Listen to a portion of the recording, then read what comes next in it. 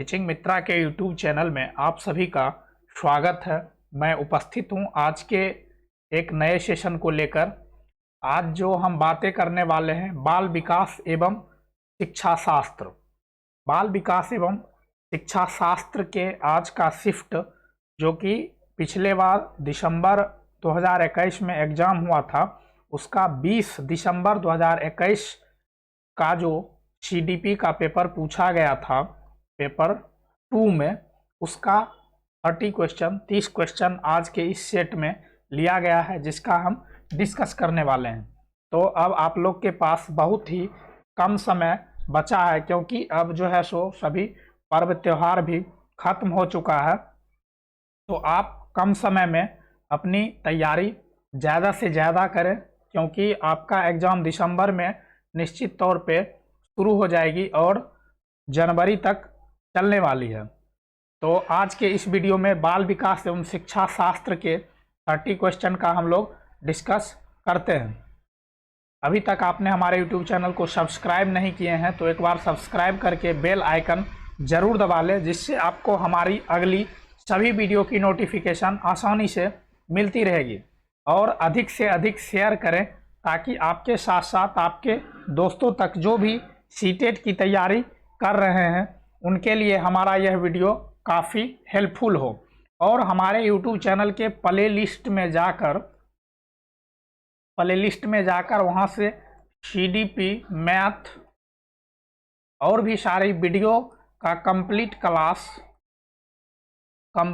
Class भी upload किया जा रहा है। आप हमारे प्लेलिस्ट में जाकर वहां से पिछली सभी वीडियो को देख सकते हैं। साथ ही साथ प्रीवियस ईयर के हम पेपर 1 के बहुत सारे क्वेश्चन को करवा दिए हैं, तो आप वो भी देख सकते हैं, जो कि आपके आगामी एग्जाम के लिए काफ़ी हेल्पफुल होने वाला है। क्योंकि आप प्रीवियस ईयर जितना लगाएंगे तो आपको पता चलते रहेगा कि आपका जो है क्वेश्चन किस हिसाब से पूछने वाला है।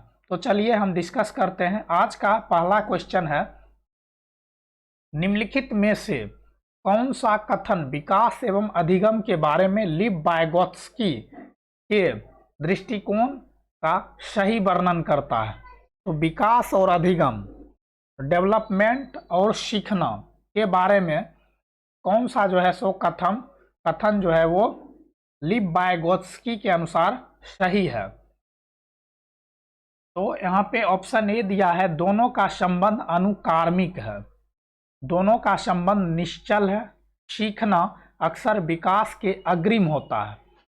तो यहाँ पे डी ऑप्शन टाइप करना लगता है भूल गया है। तो यहाँ पे जो आपका सही आंसर होगा वो ऑप्शन नंबर सी होगा।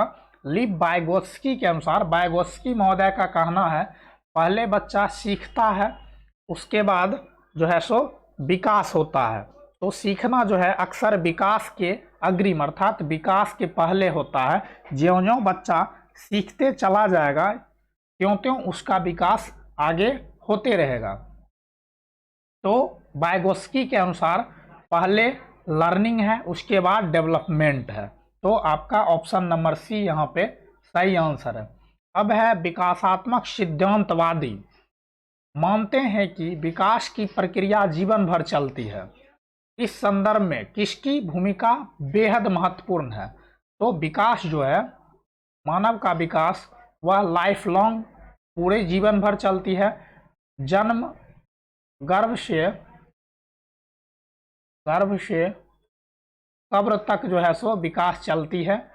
ओम्ब टू टोम्ब, यह कई बार आपसे क्वेश्चन भी पूछ लिया गया है कि विकास जो है कब से कब तक चलती है। तो विकास जो है वो ओम अर्थात गर्भ से कब्र तक चलती है। तो विकास की प्रक्रिया जो जीवन भर चलती है, इस संदर्भ में सबसे बेहद भूमिका किसकी है? तो अनुवांशिकता, सिर्फ अनुवांशिकता से विकास जो है वो संभव नहीं है। विकास डेवलपमेंट बराबर होता है HE, अर्थात H हो गया अनुवांशिकता, हेरिडिटी, अनुवांशिकता इनटू वातावरण। वातावरण के अंतर्गत और भी सारे पक्ष आते हैं अनुवांशिकता को छोड़कर। तो यहाँ पर जो है दूसरा ऑप्शन है वातावरण एवं अनुभव। तो आपका जो आंसर होगा वो होगा वातावरण एवं अनुभव। जो विकास जीवन भर प्रक्रिया जो है जीवन भर चलती है, उसमें सबसे ज़्यादा अहम योगदान वातावरण और अनुभव का होता है, आनुवंशिकता के साथ साथ। अब है अगला क्वेश्चन, विकासात्मक प्रक्रिया में असांतत्य अर्थात डिसकंटिन्यूटी के क्या मायने हैं। तो विकासात्मक प्रक्रिया जो है वह लिनियर नहीं चलता, वह एकाएक जो है सो वह सीधा नहीं चलता, वह कभी तेज होता है कभी स्लो चलता है, लेकिन वह धीरे धीरे वह चलता रहता, वह रुकता कभी भी नहीं है। तो यहाँ पे दिया है विकास की प्रक्रिया के दौरान उभरने वाले नए तरीके जो संसार को समझने में मदद करते हैं। विकास प्रक्रिया में नकारात्मक विच्छेद है, विकासात्मक प्रक्रिया में नकारात्मक विच्छेद है, विकास की प्रक्रिया में अधोमुखी गिरावट है, विकास की प्रक्रिया में हस्तक्षेप। तो ये जो डिसकंटिन्यूटी है यह कहीं ना कहीं यहाँ पे पॉजिटिव वर्ड है। विकास की प्रक्रिया के दौरान उभरने वाले नए तरीके जो संसार को समझने में मदद करते हैं, अर्थात विकास कभी जो है स्लो हो जाता है लेकिन वहाँ पे उसे नए तरीके मिलते हैं इस संसार को समझने के लिए, नए तथ्यों को समझने के लिए। तो आपका ऑप्शन नंबर यहाँ पे ए होगा। यहाँ पे नकारात्मक है, ये गिरावट है, ये सभी निगेटिव वर्ड है, ये सभी यहाँ पे नहीं होगा। अब है पालन पोषण की प्राधिकारिक शैली किस पर आधारित है। तो पालन पोषण का जो प्राधिकारिक शैली है वह किस पर आधारित है। तो बच्चे के बारे में खुद निर्णय लेना, बच्चे के पक्ष को सुनना, बच्चे से अविवेकीपूर्ण मांग करना, जब संभव हो तब बच्चे के साथ साझेदारी में निर्णय लेना। तो कोई भी अभिभावक है उनको जो है बच्चों का जो है केयर करना चाहिए, अर्थात उनका ख्याल रखना चाहिए और उनसे बातें करते रहना चाहिए। ऐसा नहीं कि उसे अकेला छोड़ देना चाहिए, उसे अवॉइड करना चाहिए। तो पालन पोषण की जो प्राधिकारिक शैली है वह आधारित है कि उस पर नियंत्रण होना चाहिए लेकिन पूर्णतः नियंत्रण नहीं होना चाहिए। तो बच्चे के बारे में खुद निर्णय लेना यह गलत है। बच्चे के मन में क्या है उनसे बातें करने के बाद हमें पता चलेगा। ऐसा नहीं है कि हम अपने अनुसार बच्चे को हैंडल करेंगे फिर वो उसका विकास रुक जाएगा। बच्चे के पक्ष को सुनना, बच्चे से अविवेकीपूर्ण मांग करना यह भी गलत है। यहाँ पे सबसे अच्छा ऑप्शन है कि जब संभव हो तब बच्चे के साथ साझेदारी में निर्णय लेना, अर्थात बच्चे के साथ शामिल होके उनसे बातें करना, उनके साथ समय बिताना और उसको समझना। ऑप्शन नंबर यहाँ पे आपका डी आंसर होगा। अब है जीन पियाजे के अनुसार विकासात्मक बदलाव की प्रक्रिया निम्न में से किन विशिष्ट संज्ञानात्मक प्रकारों द्वारा घटित होता है। तो बदलाव अर्थात चेंजेज की यहाँ पे बात कर रहा है या फिर ऐड की बात कर रहा है। तो विकास की जो प्रक्रिया है उसमें चेंज करना या फिर जोड़ना। तो मैंने आपको एसिमिलेशन और एकोमोडेशन के बारे में बता दिया है, साथ ही साथ एस्कीमा और एस्कीम्स, एस्कीमा और एस्कीम्स के बारे में भी बताया है। एक कंप्लीट वीडियो मैं बना दिया हूँ, आप वहाँ से उस वीडियो को देख के इस चीज़ को पूरी जो है सो समझ लीजिएगा। तो जीन पियाजे के अनुसार विकासात्मक बदलाव की प्रक्रिया निम्न में से किन विशिष्ट संज्ञानात्मक प्रकारों द्वारा घटित होता है। तो विकासात्मक बदलाव की जहाँ प्रक्रिया हो या फिर उसमें ऐड करना हो, अपने एस्कीमा में ऐड करना हो, तो वो सीधा सीधा समायोजन एवं समावेशन आपका आंसर होगा। एसिमिलेशन एंड एकोमोडेशन, इसके बारे में मैं एक कंप्लीट वीडियो एस्कीमा, एस्कीम्स क्या है, एस्कीमा क्या है, एसिमिलेशन क्या है, एकोमोडेशन क्या है, कंप्लीट वीडियो में डाल चुका हूं। आप हमारे प्लेलिस्ट में CDP कंप्लीट क्लास के प्लेलिस्ट में जाकर वहां से ये वीडियो देख के आप पूरी इसे समझ लीजिएगा कि ये चारों क्या होता है। और बहुत ही यह जो है so very very important topic है। आपको इस चारों से निश्चित तौर पे आपको जो है क्वेश्चन देखने को मिलेगा। तो यहाँ पे ऑप्शन आपका समावेशन एवं समायोजन ऑप्शन नंबर बी आंसर होगा। अब है एक 5 साल की बच्ची को उसकी शिक्षिका ने 5 छोटे छोटे पत्थर दिए। बच्ची ने उन पत्थरों को अलग अलग प्रकार से लगाया। एक छोटी लाइन अर्थात एक छोटी लाइन में वो लगा दिया, फिर एक बड़ी लाइन, एक अब जो है सो इसे दूरी दूरी पे वह रख दिया, फिर एक बर्त अर्थात उसे घुमा करके वो जो है सो इस तरह से वह रख दिया। फिर उसने उन पत्थरों को बार बार गिना, इसमें संख्या 1 2 3 4 5 अर्थात उसको संख्या को उसने फिर मिलाया। तो जीन पियाजे के अनुसार यह बच्ची निम्न में से किस संज्ञानात्मक स्कीमा को ग्रहण करने की कोशिश कर रही है। अर्थात मैंने आपको एक बार छोटे ग्लास जो कि ज़्यादा चौड़े ग्लास हैं और एक लंबे ग्लास है, एक लंबे ग्लास है और दोनों में समान मात्रा में पानी है, लेकिन बच्चे नहीं समझ पाते हैं तो उनमें जो है संरक्षण की कमी होती है। लेकिन जब वह इस चीज़ को समझने लगते हैं कि दोनों का क्वांटिटी जो है बराबर है तो बच्चों में संरक्षण का गुण आ जाता है। सेम वही क्वेश्चन यहाँ पे है, सिर्फ आपको जो है सो लैंग्वेज भाषा में परिवर्तन कर दिया है कि यहाँ भी उसे 5 पत्थर दिया गया है और उसे अलग अलग आकार में सजाता है, लेकिन बच्चे के द्वारा जो है सो सजाया जा रहा है, लेकिन वह पत्थर बराबर है। तो यहाँ पे बच्चे का जो है सो संरक्षण का विकास हो रहा है, वह जो है सो संरक्षण की स्कीमा को अपने अंदर ग्रहण करने की कोशिश कर रही है। ऑप्शन नंबर आपका डी यहाँ पे आंसर होगा। अब है लीव वाइगोत्स्की के अनुसार संज्ञानात्मक विकास के निम्न में से किसकी मध्यस्थता आवश्यक है। तो वाइगोत्स्की की जहाँ भी बात आती है, वाइगोत्स्की जो है सो विकास के बारे में 3 चीज़ें बताए हैं। SCL अर्थात सोशल, कल्चर और लैंग्वेज अर्थात समाज, संस्कृति और भाषा। इस 3 चीज़ के बारे में उन्होंने बताए हैं। आपको वाइगोत्स्की की जहाँ भी बात किया जाए वहाँ पे समाज, संस्कृति, भाषा तीनों में से कोई भी ऑप्शन हो तो आपका निश्चित तौर पे आंसर आपको यही टिक करना है और 100% आपका आंसर जो है वो सही होगा, समाज, संस्कृति और भाषा। तो यहाँ पे दिया गया है कि लीव वाइगोत्स्की के अनुसार संज्ञानात्मक विकास के निम्न में से किसकी मध्यस्थता आवश्यक है।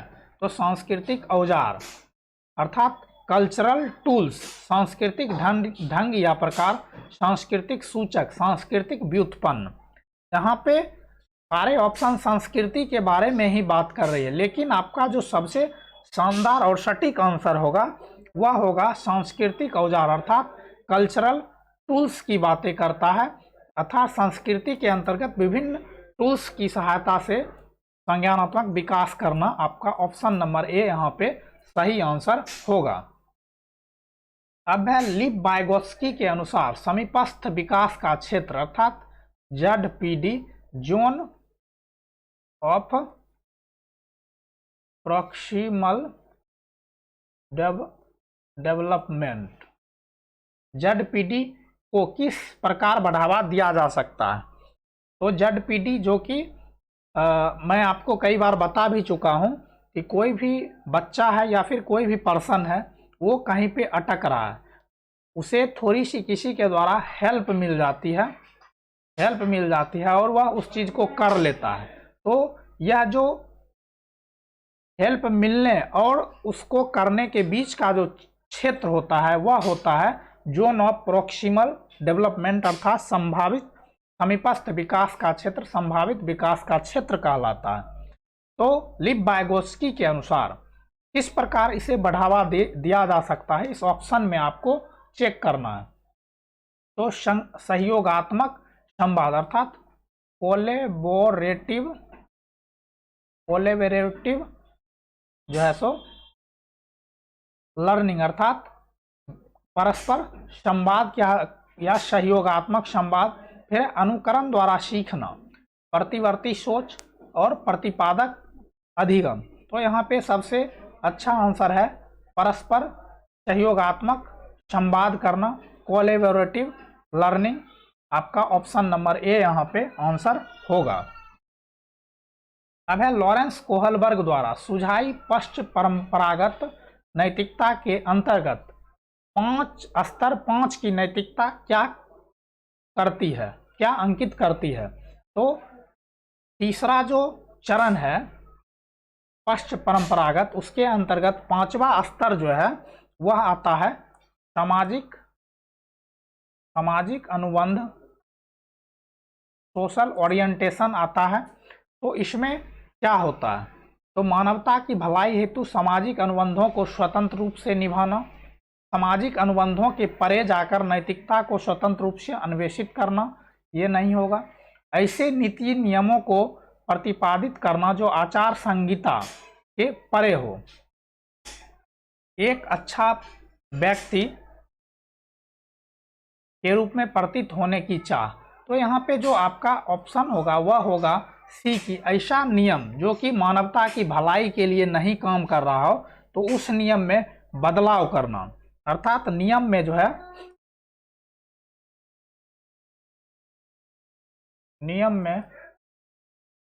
नियम में बदलाव करना।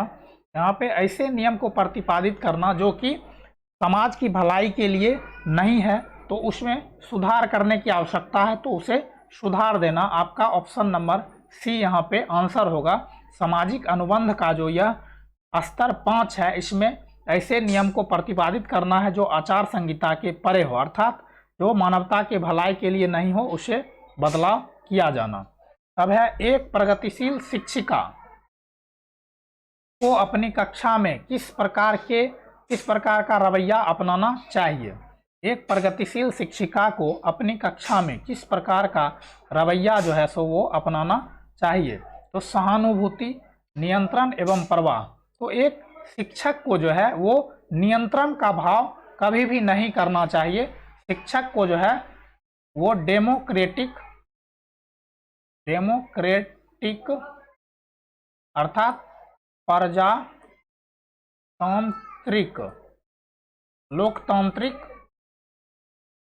लोकतांत्रिक का व्यवहार करना चाहिए। नियंत्रण का व्यवहार यह निगेटिव वर्ड है।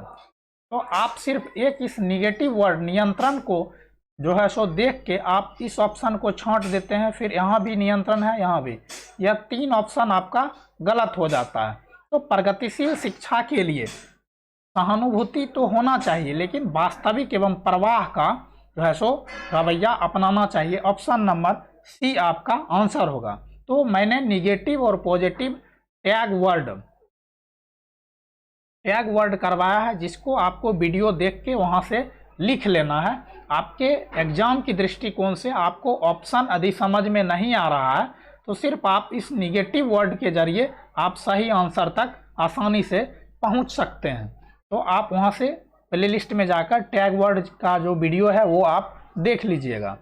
अब है बच्चों की बुद्धिमत्ता का आकलन करने के लिए IQ बराबर होता है माँ का बट्टा 100, अर्थात मानसिक आयु बट्टे वास्तविक आयु इंटू 100 गुना 100 होता है IQ बराबर, ये फॉर्मूला होता है। तो बच्चों की बुद्धिमत्ता का आकलन करने के लिए IQ का इस्तेमाल करने के क्या मुख्य सरोकार हैं। प्राप्तांक की अस्थिरता।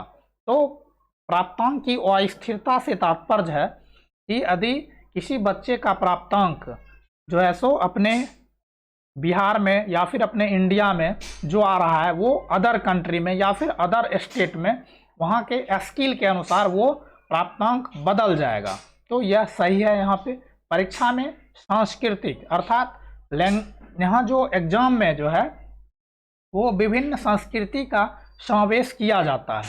तो जो उस संस्कृति से संबंधित है उसका IQ वहाँ पे ज़्यादा होगा, लेकिन जो उस संस्कृति से नहीं है उसे वहाँ पे परेशानी होगी। तो यह भी सही है। परीक्षा का उत्पादक केंद्रित होना, तो परीक्षा का जो है वो उत्पादक केंद्रित होना, यह भी सही है। बच्चों को नामांकित करना अर्थात लेवलिंग करना, तो IQ के लिए यह भी सही है कि बच्चे को जो है वो नॉलेज की दृष्टिकोण से कम और उसे जो है लेवलिंग अर्थात डिवाइड की कौन अच्छा है, कौन फर्स्ट है, किसका IQ ज़्यादा है, और इसे एक ऐसे समझे कि इसे बिजनेस के पर्पस से जो है सो देखा जाता है बच्चे को IQ के लिए। तो यह भी सही है। तो यहाँ पे आपका चारों ऑप्शन जिसमें होगा वो ऑप्शन आपका सही है। अब हार्वर्ड गार्डनर के अनुसार अंतर्वैयक्तिक बुद्धिमत्ता वाले व्यक्ति की क्या विशेषता है। तो मैंने आपको दो चीज़ें बताई हुई है पिछले भी कई टेस्ट में। अंतर्वैयक्तिक एक होता है अंतर्वैयक्तिक, तो यह जो कह रहा है आपका कि हार्वर्ड गार्डनर के अनुसार अंतर्वैयक्तिक बुद्धिमत्ता वाले अर्थात स्वयं को जानना, स्वयं का शक्ति का आकलन अर्थात समझना, इसमें है दूसरों के भाव विचार को समझना। तो यह होता है अंतर्वैयक्तिक, जिसमें कि नेता, शिक्षक, वकील होते हैं।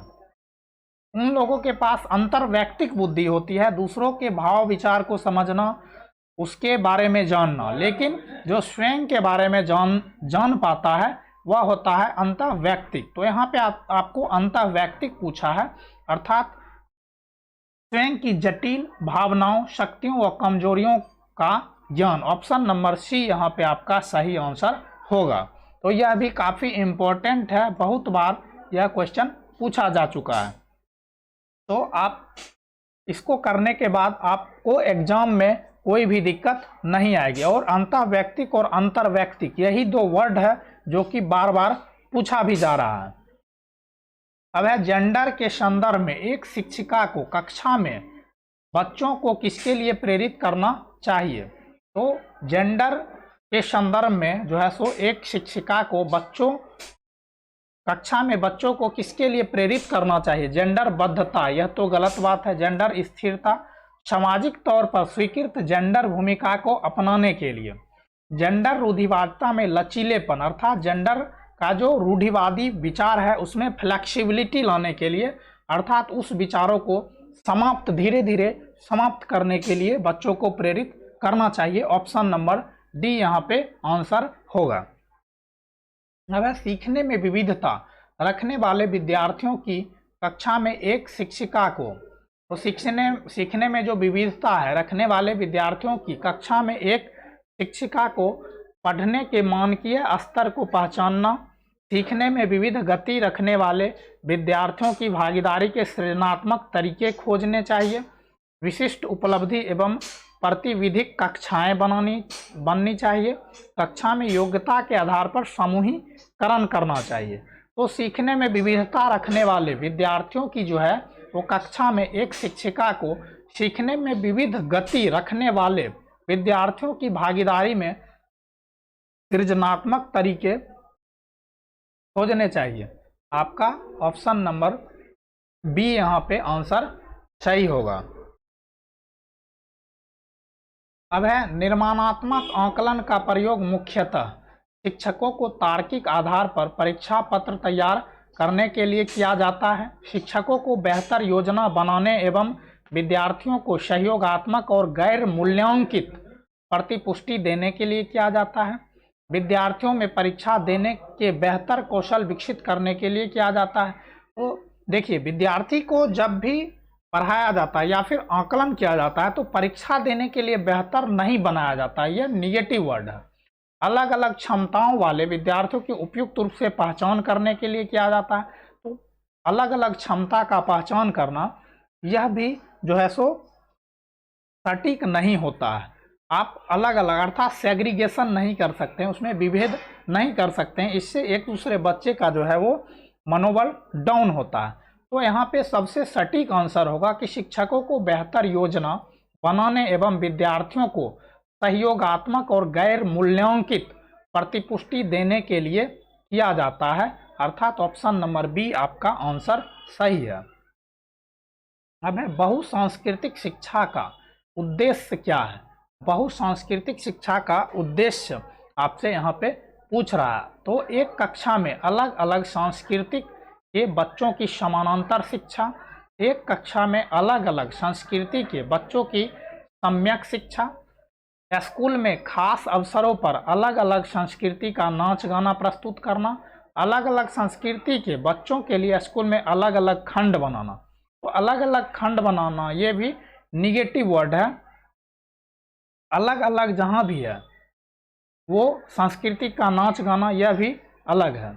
लेकिन एक कक्षा में अलग अलग संस्कृति के बच्चों को सम्यक शिक्षा, अर्थात अलग अलग संस्कृति से बच्चे आए हुए हैं लेकिन उन सभी के लिए एक रूप से शिक्षा का व्यवस्था करना ये पॉजिटिव बात है। तो यहाँ पे आपका बी आंसर सही होगा।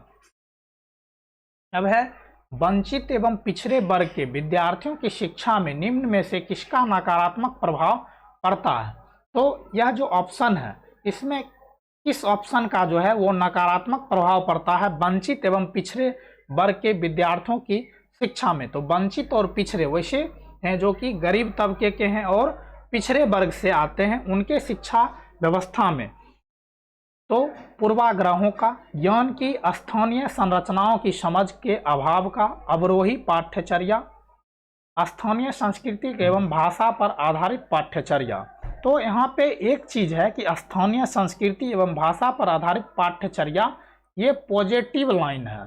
तो ये आपका यहाँ पे नहीं होगा क्योंकि आपसे निगेटिव आंसर पूछ रहा है, नकारात्मक प्रभाव पड़ता है, आपको निगेटिव चूज करना है। तो पूर्वाग्रह जो कि निगेटिव वर्ड है यह सही होगा। ज्ञान की स्थानीय संरचनाओं की समझ का अभाव यह भी निगेटिव है, यह भी सही होगा। अवरोही पाठचर्या यह भी निगेटिव है। यहाँ पे आरोही पाठचर्या रहता तो वो पॉजिटिव रहता। लेकिन यदि बच्चे को स्थानीय संस्कृति, लोकल लैंग्वेज, लोकल भाषा, लोकल कल्चर पे आधारित यदि हम पाठ्यचर्या प्रदान करते हैं तो वो उसके लिए पॉजिटिव होता है। तो आपका जो आंसर होगा वो 1, 2 और 3, 1, 2 और 3 आपका ऑप्शन नंबर बी यहाँ पे, ऑप्शन नंबर 2 यहाँ पे आपका सही आंसर होगा कि वंचित एवं पिछड़े वर्ग के विद्यार्थियों की शिक्षा में जो है वो इन 3 का निगेटिव प्रभाव पड़ता है, आपका इसका निगेटिव प्रभाव नहीं पड़ता है। अब अगला देखते हैं, सृजनात्मक सोच को निम्न में से किसके द्वारा बढ़ावा नहीं दिया जा सकता है। तो यहाँ भी आपको निगेटिव आंसर करना है क्योंकि आपसे निगेटिव आंसर पूछा है, निगेटिव क्वेश्चन है इसका। सृजनात्मक सोच को निम्न में से किसके द्वारा बढ़ावा नहीं दिया जा सकता है। तो मूलभूत विचार, यह पॉजिटिव है कि मूलभूत विचार से बच्चे का जो है सृजनात्मक सोच का विकास होगा। और अस्पष्टता को स्वीकार करना यह भी पॉजिटिव बात है। सोच में लचीलापन अर्थात फ्लेक्सिबिलिटी बच्चे के क्रिएटिव थिंकिंग को और भी ज़्यादा बेहतर बनाता है। लेकिन अभिसारी सोच, अभिसारी सोच का मतलब है अर्थात संकुचित जो है वह सोच लाना। लेकिन इसी जगह यदि आपको देता अपसारी चिंतन की बात करता तो वह जो है एक बिंदु से अलग अलग बिंदुओं पे जो है सो वह फोकस करता है, तो वह आपका सही होता अपसारी। लेकिन अभिसारी जो है, अभिसारी चिंतन यह गलत है, यह निगेटिव आंसर है। आपका ऑप्शन यहाँ पे सी आंसर हो जाएगा। आपको अपसारी और अभिसारी में कंफ्यूज नहीं होना है। अपसारी जहाँ भी हो तो वो निगेटिव वर्ड होता है और अपसारी जहाँ भी हो वो आपका पॉजिटिव होता है। अपसारी अर्थात विभिन्न दिशाओं में सोचना, लेकिन अभिसारी किसी एक बिंदु पर फोकस करना जो कि निगेटिव है। और अपसारी विभिन्न अलग अलग दिशाओं में सोचने की बात करता है, अलग अलग बिंदुओं पे सोचने की बात करता है। तो आपका आंसर जो है वो सी सही है। यहाँ पे निगेटिव नहीं पूछा है तो निगेटिव आंसर आपको करना है। एक गीत विषय, यहाँ पे गतिक होगा, एक गतिक विषयक अक्षम विद्यार्थी एक प्राथमिक विद्यालय में दाखिला लेती है।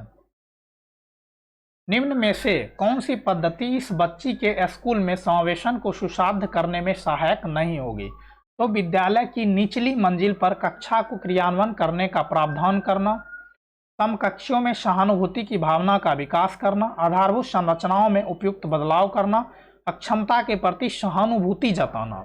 तो बच्चा जो अक्षम है, गति विषयक अर्थात उसे चलने फिरने में जो कठिनाई हो रही है उसके प्रति उसे सहानुभूति देना, अर्थात उसके प्रति जो है उसे जो है सो बताना कि तुम अक्षम हो, सहानुभूति देना, ये जो है सो निगेटिव बातें हैं। यहाँ पे ये नहीं होनी चाहिए। कोई अक्षम है उसके लिए आधारभूत संरचनाओं देना चाहिए, उसके अनुसार हम बदलाव करना चाहिए हमें कक्षा में, ना कि उसे सहानुभूति देना चाहिए कि ओ ये अक्षम है, इसके प्रति कोई दया दृष्टि करना। दया जरूरी है लेकिन शिक्षा टीचिंग के लिए यह सहानुभूति जो है वो निगेटिव वर्ड है। तो आपका जो है वो ऑप्शन नंबर डी यहाँ पे सही आंसर होगा। अब है एक सामान्य स्कूल में विशिष्ट अधिगम अक्षमता वाले विद्यार्थियों के संदर्भ में कौन सी रणनीति सुसाध्य नहीं है?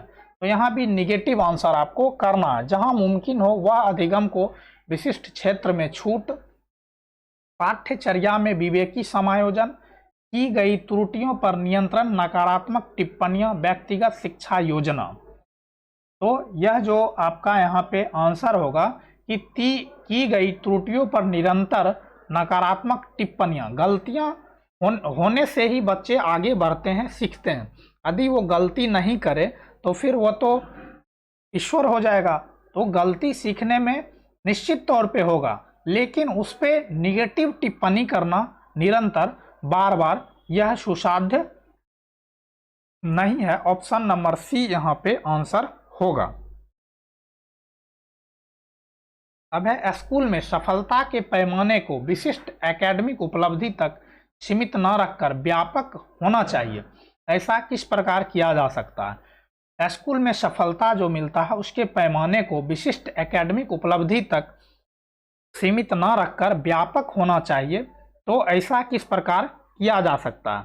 तो अनु शिक्षक संस्थानों द्वारा प्रशिक्षण प्राप्त करके, सामाजिक सांवेगिक क्षमताओं का विकास करके जो शिक्षा के लिए अहम अंग है, घर पर की जाने वाली अतिरिक्त कक्षाओं के द्वारा, सिर्फ उन क्षेत्रों पर ध्यान केंद्रित करके जिसमें बच्ची कमजोर है। तो ये नहीं होगा। यहाँ पे सबसे अच्छा आंसर है, सबसे सटीक आंसर है कि सामाजिक सांवेगिक क्षमताओं का विकास करके, अर्थात समाज के प्रति उनका लगाव का विकास करके जो है सो शिक्षा को और भी व्यापक बनाया जा सकता है। यह सिर्फ एकेडमिक से बाहर समाज से उसे जोड़ा जा सकता है। आपका ऑप्शन नंबर बी यहाँ पे सही होगा। अब है निम्न में से किस से एक विद्यार्थी की संरचनात्मक समझ एवं स्पष्टता की पुष्टि होती है? तो दी गई जानकारी को सही रूप में दोहराना, सही जानकारी लिखना, संरचना की परिभाषा स्पष्ट रूप से याद रखना, सीखी गई संरचनाओं को निजी जीवन में आने वाली स्थितियों में लागू करना। तो विद्यार्थी की संरचनात्मक समझ एवं स्पष्टता की पुष्टि जो है वह निम्न में से किससे एक विद्यार्थी की संरचनात्मक समझ एवं स्पष्टता की पुष्टि होती है? तो इसमें आपको ऑप्शन देखना है।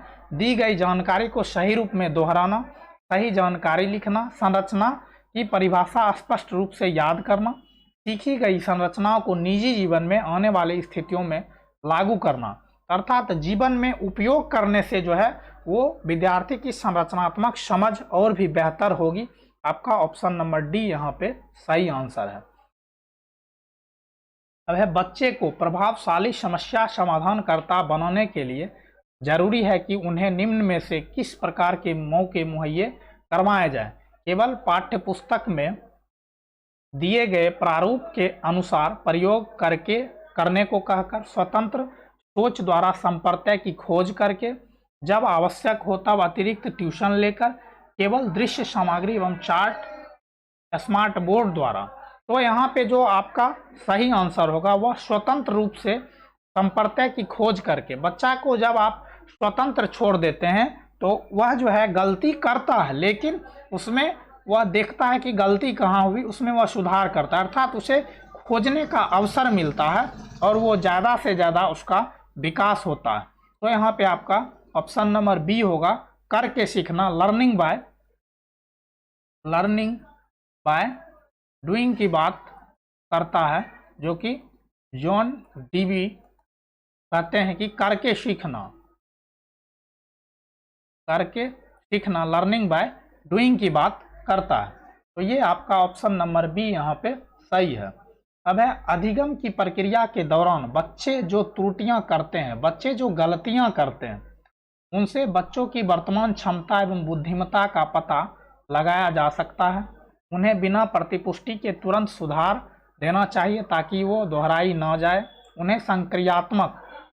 संज्ञानात्मक प्रक्रिया का सहज एवं स्वीकृत हिस्सा समझना चाहिए। वह अधिगम प्रक्रिया से ध्यान हटाते हैं, इसलिए उन्हें तुरंत कम करने की कोशिश करना चाहिए। यह निगेटिव है। यहाँ पे जो है उन्हें बच्चों की वर्तमान क्षमता एवं बुद्धिमत्ता का पता लगाया जा सकता है, यह नहीं है। यहाँ पे सबसे आपका जो सही आंसर है कि उन्हें संज्ञानात्मक प्रक्रिया का सहज एवं स्वीकृत हिस्सा समझना चाहिए। बच्चा जो गलतियाँ करते हैं, वो गलती करते हैं तब तो वो आगे सीखेंगे, तो वह उसके लिए पॉजिटिव है कि वह गलती करते हैं फिर उसमें सुधार करके आगे सीखते हैं। तो यह संज्ञानात्मक प्रक्रिया का एक सहज प्रक्रिया है और इसे स्वीकृत करना चाहिए। यह जीवन का एक हिस्सा है कि गलतियां होगी तभी आपसे सुधार संभव है, तभी आप आगे बढ़ पाएंगे। तो ऑप्शन नंबर सी यहाँ पे सही आंसर है। अब है बच्चे के संवेगों की अधिगम में क्या भूमिका है। संवेग जो है वह किस तरह बच्चे के अधिगम में भूमिका निभाती है। संवेग अर्थात कॉग्निशन, इसके बारे में बच्चे के संवेग के बारे में एक जो है सो वीडियो अपलोड कर चुका हूं, आप उसे जाके देख लीजिएगा, वहां से आपको सारी चीज समझ में आ जाएगी। तो संवेग बच्चों की सीखने में बाधित करते हैं, इसलिए उनको काबू में रखना चाहिए, यह निगेटिव है। अब है प्रभावशाली अधिगम के लिए संज्ञान को बच्चों के संवेगों से पृथक करना चाहिए, अर्थात अलग करना चाहिए, यह भी गलत है। संवेग सीखने की प्रक्रिया को अर्थपूर्ण बनाते हैं तथा उन्हें सीखने की प्रक्रिया में एकीकृत रूप में सम्मिलित करना चाहिए। तो यह सही है कि संवेग जो है सीखने की प्रक्रिया को अर्थपूर्ण बनाते हैं तथा उन्हें सीखने की प्रक्रिया में एकीकृत रूप में सम्मिलित करना चाहिए। ऑप्शन नंबर सी आपका सही आंसर है। अब है बच्चों को आंतरिक रूप से अभिप्रेरित अधिगमकर्ता बनने के लिए निम्न में से किस तरह का प्रोत्साहित किया जा सकता है। एक होता है बाह्य अभिप्रेरणा और एक होता है आंतरिक अभिप्रेरणा। तो बाह्य अभिप्रेरणा जो है वह लॉन्ग लाइफ नहीं होता, लेकिन आंतरिक अभिप्रेरणा, कोई बच्चा यदि खुद से अभिप्रेरित है, सेल्फ मोटिवेटेड है, तो वह बहुत दूर तक उसका विकास हो पाएगा। तो हौसला बढ़ाने के लिए इनाम देकर, यह बाह्य मोटिवेशन है, यह यहाँ पे नहीं होगा। त्रुटियां करने पर दंड देकर, यह भी यहाँ पे नहीं है। अधिगम प्रक्रिया के दौरान की गई त्रुटियों से सीखकर बिना किसी नकारात्मक दंड के, डर के बिना।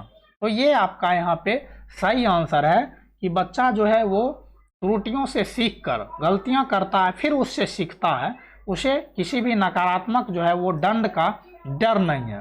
तो आपका जो है ऑप्शन नंबर सी यहाँ पे सही है। अब है निपुणता उन्मुखी, यहाँ पे उन्मुखी विद्यार्थियों में कौन से गुण होते हैं जो निपुण होते हैं, निपुण की ओर उन्मुख होते हैं। तो असफलता का न्यून भय, क्षमता का वार्षिक दृष्टिकोण, वार्षिक यह जो है इसका इंग्लिश होता है इंक्रीमेंटल, इंक्रीमेंटल अर्थात यह इंक्रीज से बना है। इंक्रीज मतलब होता है बढ़ना, ऊंचाई तक जाना, अर्थात बढ़ना, ग्रो करना। तो असफलता का न्यून भय अर्थात उसे फेल होने का डर नहीं है, और क्षमता का वार्षिक दृष्टिकोण, अर्थात उसका जो है क्षमता वो निरंतर इंक्रीमेंटल है, बढ़ता हुआ है। तो आपका और भी ऑप्शन चेक कर लेते हैं। असफलता का अत्यधिक भय, तो यह नहीं होगा। असफलता का न्यून भय, क्षमता का अटल दृष्टिकोण, तो यह अटल शब्द जो है यह निगेटिव शब्द है, यह भी आपका नहीं होगा। यहाँ पे आपका जो सबसे अधिक अत्यधिक भय, यह भी नहीं होना चाहिए। आपका ऑप्शन नंबर ए सही होगा। असफलता का न्यून भय, क्षमता का वार्षिक दृष्टिकोण, आपका ऑप्शन नंबर ए सही आंसर होगा।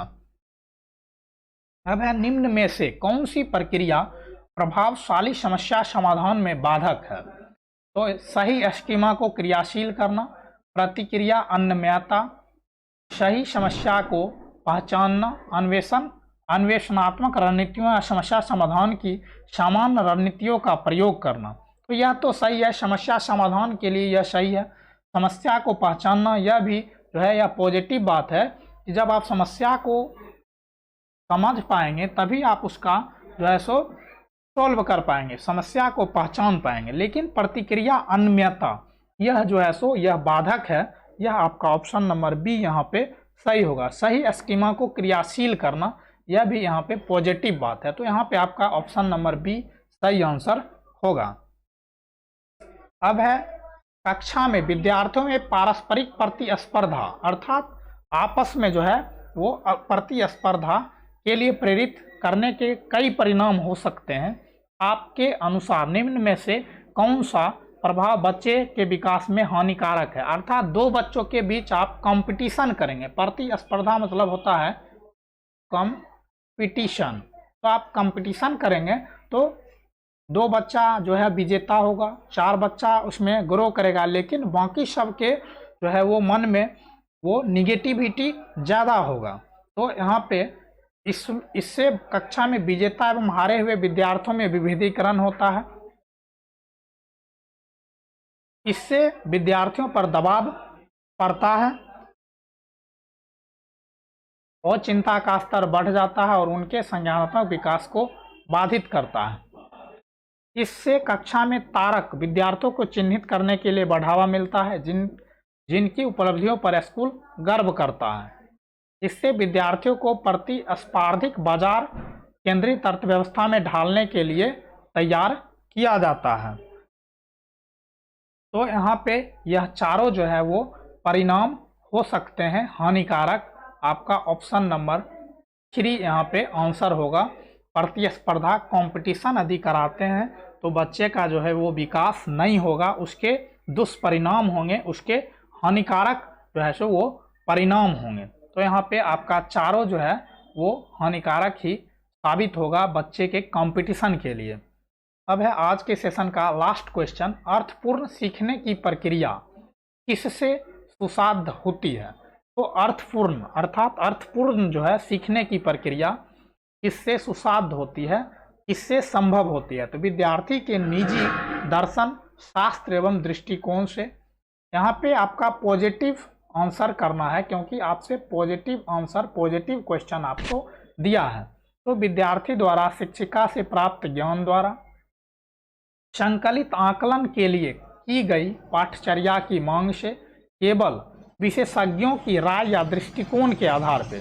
तो यहाँ पे जो आपका आंसर होना है वह होना है कि विद्यार्थी के निजी दर्शन एवं दृष्टिकोण से जो है अर्थपूर्ण सीखने की प्रक्रिया सबसे बेहतर होगा, सबसे सुसाध्य होगा। ऑप्शन नंबर ए यहाँ पे सबसे सटीक आंसर होगा।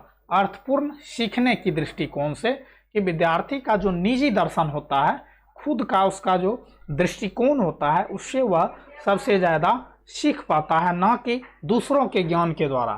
शिक्षक या फिर जो मार्गदर्शक होते हैं वो सिर्फ उसे मार्ग बता सकते हैं, उसे सहारा दे सकते हैं, लेकिन जो उसका खुद का दृष्टिकोण होगा, खुद का जो दर्शन होगा, वह सबसे महत्वपूर्ण होगा बच्चों को सीखने के लिए। तो आज के सेशन का 30 क्वेश्चन का यहाँ पे आंसर दिया गया है। यह PDF मैं अपने टेलीग्राम चैनल टीचिंग मित्रा ऑफिशियल पे अपलोड कर दूंगा। आप वहाँ से लेकर आप खुद से बनाकर देखिएगा, फिर आप इस डिस्कशन को देखिएगा, आपके लिए यह काफ़ी हेल्पफुल होगा।